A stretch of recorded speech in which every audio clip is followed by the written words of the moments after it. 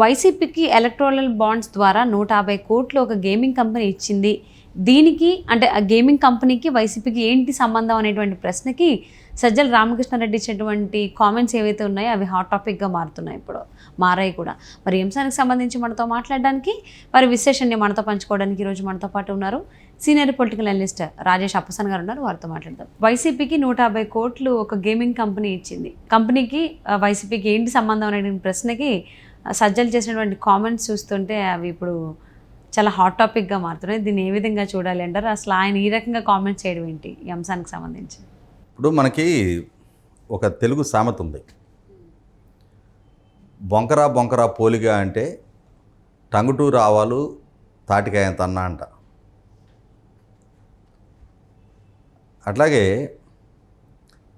5 సంవత్సరాల కాలానికి సలహాదారుడిగా 140 కోట్ల రూపాయల ఖర్చు పెట్టి రాష్ట్ర ప్రభుత్వానికి వైసీపీ పార్టీకి, రాష్ట్ర ప్రభుత్వానికన్నా వైసీపీ పార్టీకే ప్రధానంగా సలహాదారుడిగా పనిచేస్తున్న సజ్జల రామకృష్ణారెడ్డి గారు ఎందుకు ఈయనకి ఇంత ఖరీదైన సలహాదారుడిగా నియామకం చేపట్టి అంతటి విలువైన సలహాలు ఆయన ఏమి ఇచ్చాడు అంటే ఇటువంటి సలహాలే. ఆయన ఏం చెప్తాడు, విలేకరు అడిగారు ఆయన్ని, ఒక గేమింగ్ కంపెనీ 150 కోట్ల రూపాయలు మీకు విరాళం ఇచ్చింది కదా అంటే, ఎవరో దారిని పోయే దానాలు ఇచ్చిన విరాళం అంటే, ఎవరో దారిని పోయే దానాలు ఇచ్చేస్తే వీళ్ళు తీసేసుకుంటారా? ఓ బాధ్యత కలిగిన రాజకీయ పార్టీ, అధికారంలో ఉన్న రాజకీయ పార్టీ ఇవాళ 150 కోట్ల రూపాయలు ఒక గేమింగ్ కంపెనీ వాళ్ళకి విరాళం ఇచ్చింది అని అంటే, ఆ రాజకీయ పార్టీ అధినేత ఎవరు, ఆ రాజకీయ పార్టీ ఇవాళ అధికారంలో ముఖ్యమంత్రిగా ఎవరు కొనసాగుతూ ఉన్నారు, అసలు వీళ్ళ రాజకీయ నేపథ్యం ఏంటనేది పరిశీలించి చూస్తే చాలా స్పష్టమైన అవగాహన రాష్ట్ర ప్రజలకి, న్యాయస్థానాలు కూడా ఉన్నదేంటి అంటే, క్విడ్ ప్రోకో అనే పదాన్ని సమాజానికి పరిచయం చేసింది ఇదే రాజకీయ పార్టీ అధినేత జగన్మోహన్ రెడ్డి గారు. అంతకుముందు అదొక పదం ఉంటుంది అనేది కూడా నాకు తెలియదు, చాలామందికి తెలియదు. జగన్మోహన్ రెడ్డి గారి మీద అక్రమాస్తుల కేసులు నమోదైన తర్వాతే ఈ క్విడ్ ప్రోకో అనే పదం సమాజానికి పరిచయం అయింది.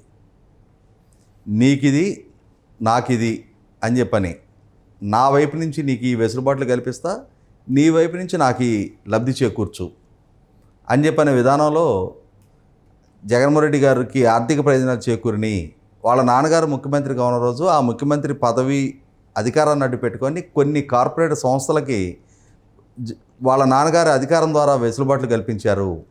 ఆ కల్పించిన వెసులుబాట్ల వల్ల వాళ్ళు రిటర్న్ గిఫ్ట్ అంటారు కదా మనకి, ఆ రిటర్న్ గిఫ్ట్ లాగా జగన్మోహన్ రెడ్డి గారికి సంబంధించిన వ్యాపార సంస్థల్లో పెట్టుబడులు పెట్టారు, ఆర్థికంగా లబ్ధి చేకూరింది అని చెప్పని మీరు నేను చెప్పలా, సిబిఐ చెప్పింది. 11 ఛార్జ్ షీట్లో ఆ అంశాలను మెన్షన్ చేసి జగన్మోహన్ రెడ్డి గారి మీద కేసులు నమోదు చేసి ఆయన జైలుకి పంపించారు. అంటే ఇక్కడ జగన్మోహన్ రెడ్డి గారు వాళ్ళ నాన్న అధికారాన్ని అడ్డుపెట్టే అన్ని వేల కోట్ల రూపాయలు సంపాదించుకున్నారు అని చెప్పని సిబిఐ నిర్ధారిస్తే, కేసులు నమోదు చేసి ఆయన జైలుకి కూడా పంపిస్తే, ఇవాళ ఆయనే ముఖ్యమంత్రి, ఆయనే నిర్ణయాధికారి, ఆయన చేతిలోనే అంటే పాలసీ డెసిషన్స్ మొత్తం డ్రాఫ్టింగ్ అయ్యేది, డెసిషన్స్ తీసుకునే కెపాసిటీ ఆయన చేతులకు ఆయనకే ఉంది. ఇటువంటి పరిస్థితుల్లో ఖచ్చితంగా ఏ వ్యాపార సంస్థ కోట్ల రూపాయలు ఉదారంగా అట్లా ఏట్లో పడేసినట్టు పడేదు. వాళ్ళ వ్యాపార ప్రయోజనాల కోసమే ఏ రాజకీయ పార్టీకైనా డబ్బులు ఇస్తుంది.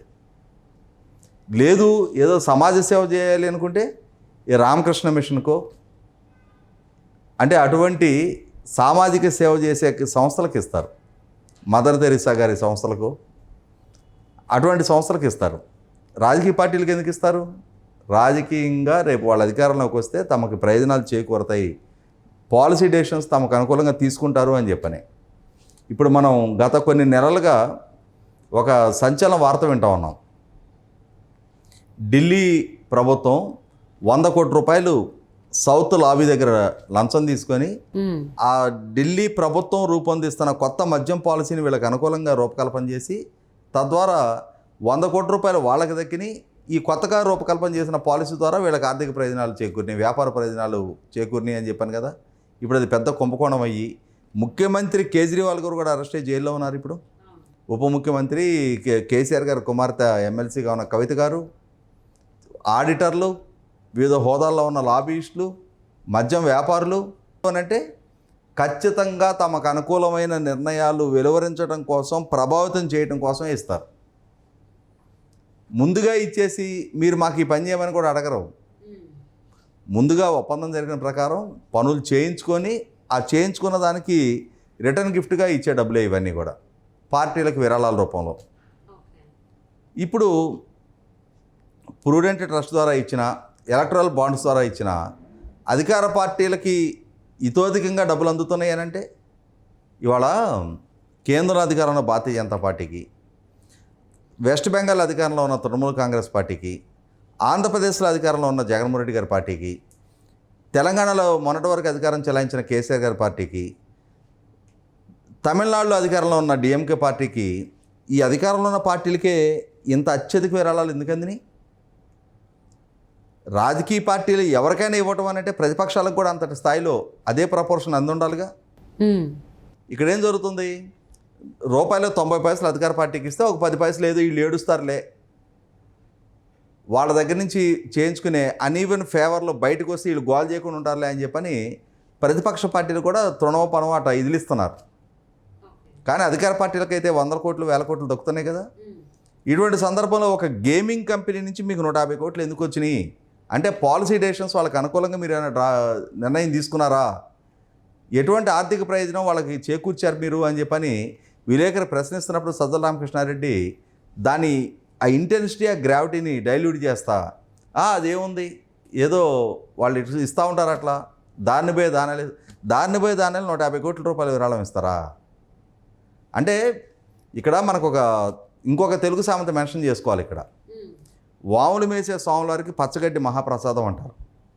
అంటే గడ్డి వాములు తెలుసు కదా, గేదెలకి కోసం, ఎద్దుల కోసం, దొనల కోసం అని చెప్పని ఎండుగడ్డి వాములు వేస్తారు. అట్లాంటి వాములు మేసే వాళ్ళకి పచ్చగడ్డి ఎంత వేస్తారు? ఇంత వేస్తారు రోజుకి. వాములు తినే వాళ్ళకి పచ్చగడ్డి మహాప్రసాదమే. ప్రసాదం ఎంత పెడతారు మనకి? కొంచెం పెడతారు. అట్లాగే 1000 కోట్ల రూపాయలు, లక్షల కోట్ల రూపాయలతో డీల్ చేసే వాళ్ళకి మరి 150 కోట్లు అనేది పీనట్స్గానే ఉంటాయి వాళ్ళకి. కాబట్టి సజ్జల రామకృష్ణారెడ్డి గారు లాంటి ఒక సలహాదారుడు కోసం 140 కోట్లు ఖర్చు పెడితే ప్రజాధనం, మీరు నేను కట్టిన పన్నులు, మీరు నేను ఆ రాష్ట్రంలో చేసిన కొనుగోళ్ల మీద ప్రభుత్వానికి వచ్చే వాల్యూ అడిషన్ ట్యాక్సెస్, జిఎస్టీయో ఏవో ప్రభుత్వానికి ఆదాయ వనరుగా మారే ప్రతి రిసోర్సెస్ నుంచి ఇటువంటి ఈ సలహాదారుల మీద, వీళ్ళ మీద ఖర్చులు పెడతా ఉన్నారు. కాబట్టి ఏంటంటే సజ్జల రామకృష్ణారెడ్డి గారు లాంటి 1000 కోట్ల రూపాయలని అతి సమీపంగా, సన్నిహితంగా చూస్తున్న ఈ సలహాదారులు, సోకాల్డ్ సలహాదారులకి 140 కోట్లు అంటే పీనట్స్గానే ఉన్నాయి. 150 కోట్లు అంటే ఏదో దాన్ని పోయి దానాలు ఇచ్చి వెళ్ళారు అని చెప్పని మనం వెనక్కినే వాళ్ళం. ఇదే రోసే గారు ముఖ్యమంత్రిగా ఉన్న సందర్భంగా నేనేదో దాన్ని పోయి దానైని నన్ను పిలిచి ముఖ్యమంత్రిగా ఉండమన్నారు సోనియా గాంధీ గారు, మేడం గారు, అందుకని నేను ఉన్నా అని చెప్పని సమర్థించుకునేవాళ్ళు ఆయన.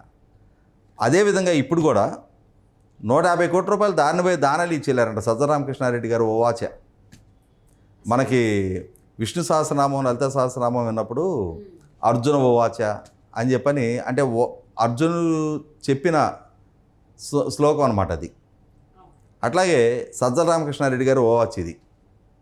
సో అంటే ఈ మధ్యకాలంలో ఎందుకు వైసీపీకి సంబంధించిన వాళ్ళు, నాయకులు కావచ్చు, సలహాదారులు కావచ్చు, జర్నలిస్టులు అడిగినటువంటి ప్రశ్నలకి ఉన్న విషయాన్ని కాకుండా విసుక్కుని సమాధానాలు చెప్తున్నారు? ఎందుకనేది వాళ్ళకే తెలియదు.